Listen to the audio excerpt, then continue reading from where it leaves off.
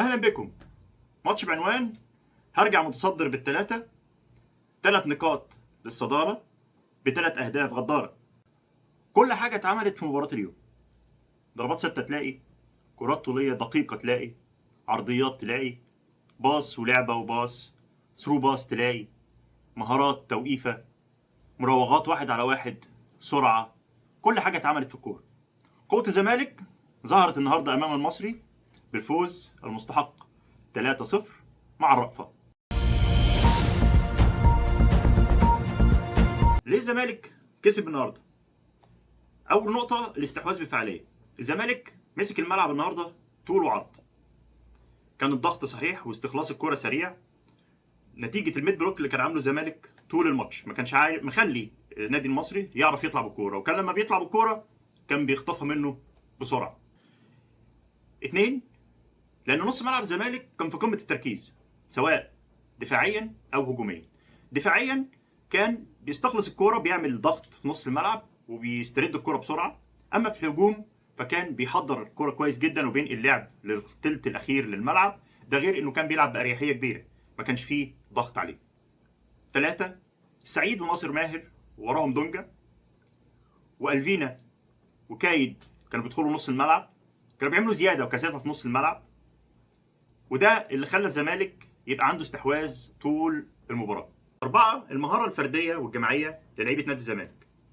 النهارده ناصر والسعيد والفينا مهاراتهم عاليه جدا، 1 لواحد بيروحوا، وكان ناصر ماهر الابرز بتحركاته.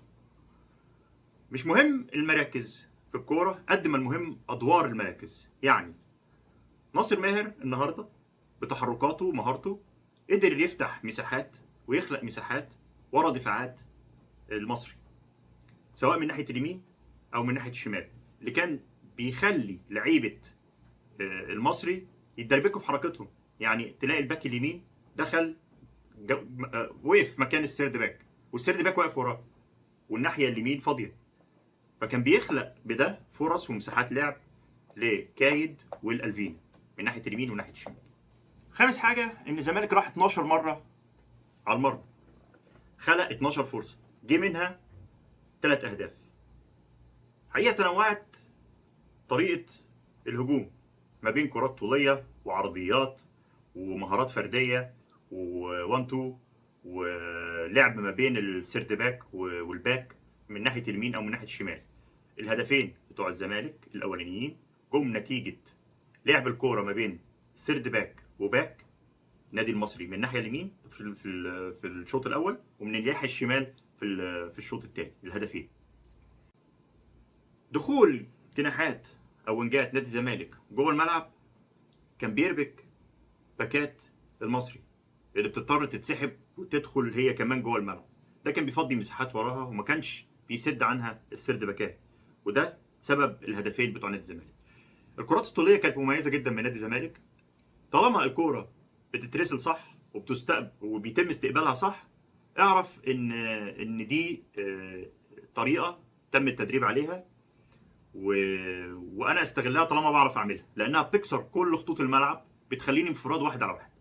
يعني كرات كتير قوي شفناها في الماتش النهارده ما بين عبد الله السعيد كان بيودي ناصر ماهر بنفسه بكره واحده، او ناصر ماهر كان بيدي الفينا يخليه يروح على الجول، او ناصر ماهر بيودي عدي، او حتى بنتايج كان بيودي ناصر. كان في اكتر من كوره اتعملت تدل على ان ده نمط متكرر اتدربوا عليه ولعبوه واتعمل اكتر من مره، بيكسر كل الخطوط يخليك 1 على 1. ليه المصري خسر؟ المصري خسر لان الحاله الدفاعيه والتمركز الدفاعي والترحيل اللعيبه كان فيه مشكله كبيره. حقيقي المساحات اللي بتتخلق او كريم العراقي ومحمدي او السعداوي وهاشم مفيش تنسيق بينهم، تحس انهم في ارتباك. نص ملعب المصري ما كانش بيساعد لا هجوميا ولا دفاعيا، ما كانش عارف ينقل الكوره هجوميا ولا كان عارف يرجع يدافع مع المنظومه الدفاعيه عشان يمنع خطوره الزمالك. نص الملعب ما استوعبش الزياده العدديه اللي حصلت من نادي الزمالك، وبدنيا كان اقل. مدرب المصري ما قدرش يرجع بالمباراه النهارده نتيجه العامل البدني الواضح وقلة العمل الجماعي. واضح جدا ان العمل الفردي هو المسيطر. كان ادور على افضل لاعب عندي واديله الكوره هو اللي يبدا. هي الكوره جماعيه. حاجه كويسه ان يكون عندك لعيب قوي ولعيب تقدر تعتمد عليه في بناء اللعب واللعب، بس ما ينفعش تعتمد عليه في انه يغير لك نتيجه المباراه، وخاصه مع فرق كبيره. انا بتكلم عن دغمو لعيب كبير جدا ومميز جدا السنه دي ومختلف، ولكن انت ارهقته النهارده الشوط الاول، والدقيقه 70 ما كانش موجود تقريبا، ونص الملعب مخلوف ما كانش موجود برضه، ومعاهم صلاح محسن اللي طلع مصاب. فانت فرقتك تقريبا من الدقيقه 70 بدنيا مش موجود. ازاي اكسب الدوري؟ العب كل ماتش بدافع المكسب، بقوه ورغبه في الفوز والتركيز. مش مهم العب كويس، المهم اكسب. حلو جدا انك تلعب كويس وتكسب الماتش، بس الاهم انك تستمر في المكسب. الاهم انك ما تخسرش الماتش اللي بعده. المكسب يجيب مكسب، وانت معاك فرقه قوامها كويس جدا، خبرات وشباب، واعتقد عندها كل معطيات وكل معايير المكسب بالبطوله. شابوه المدرب الزمالك النهارده، عرف يقرا الملعب كويس جدا، عرف نقط ضعف نادي المصري، اشتغل عليها وجاب 3 اهداف، منهم هدفين بنفس النمط بنفس الطريقه. استغل عيوب الدفاعيه في النادي المصري. شابوه لناصر ماهر، عدم المركزيه في التحرك ده مكانه الطبيعي. ما خلوش يلعب لا جناح يمين ولا جناح شمال، هو بيلعب في المنطقه دي، بيلعب ورا خط الهجوم بالكامل، وبياخد حريه في الحركه فبيربك الناس. شابوه لعبد الله السعيد، قائد نادي الزمالك الجديد.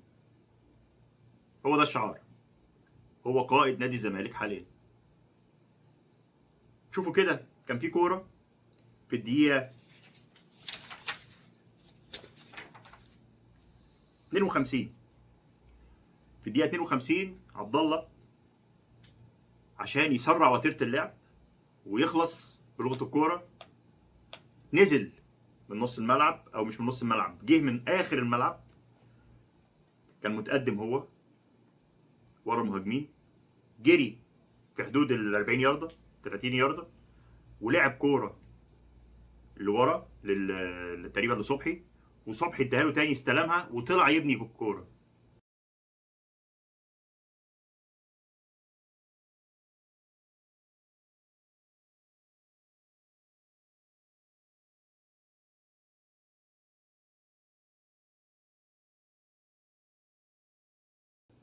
اللقطه دي من لقطات المباراه اللي بتدل على ان ده راجل آه، عنده جرينتا، مهتم بالفوز، قائد.